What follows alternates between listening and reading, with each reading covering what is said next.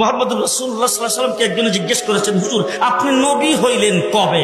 রাসূল বলেছেন, কুনতু নাবিয়্যান ওয়াল আদামু বাইনাল মা'i ওয়াত তিন। আমি তখনও নবী ছিলাম যখন আদম আলাইহিস সালাম পানি আর মাটিতে মিশ্রিত অবস্থায় ছিল।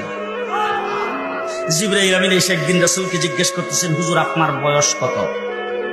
রাসূলুল্লাহ সাল্লাল্লাহু আলাইহি ওয়াসাল্লাম জিবরাইলকে জিজ্ঞেস করতেছে, জিবরাইল আমার বয়স পরে বলবো, আগে বলো তোমার বয়স কত? আগে বলো তোমার বয়স কত? জিবরাইল আমিন, হুজুর আমার ডেট অফ বার্থ জানা নাই। বুঝেন নাই? ডেট অফ বার্থ আমার জানা নাই, তবে একটা ঘটনা যদি আপনার কাছে বলি, এটা দিয়ে হিসাব করে আপনি আমার বয়স কত এটা বের করতে পারবেন।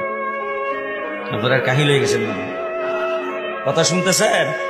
জিবরাইল বলতেছে, হুজুর একটা ঘটনা বললে আপনি হিসাব করে তারপর আমার বয়সটা বের করতে পারবেন। যখন এই কথা বলছেন, রাসূল বলে, কি ঘটনা? বলে, হুজুর আমাকে যখন আল্লাহ সৃষ্টি করেছেন তখন আমি আরশের নিকটে দেখতাম একটা তারা উঠতো, একবার উঠলে ৭০,০০০ বছর থাকতো। কয় বছর?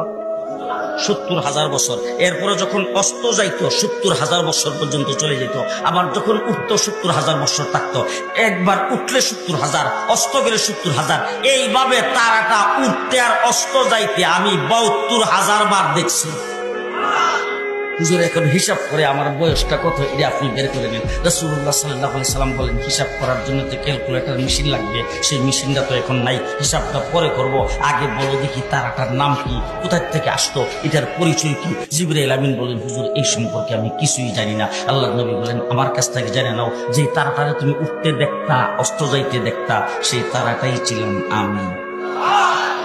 এখন তুমি হিসাব করে বের করো আমার বয়স কত। রাসূল বলছেন, আব্বালু মা খালাকাল্লাহু নূরি, আর এক রাওয়ায়াতে বলছেন, আব্বালু মা খালাকাল্লাহু রূহি। আল্লাহ পাক সর্বপ্রথম আমার নূরকে তৈরি করেছেন।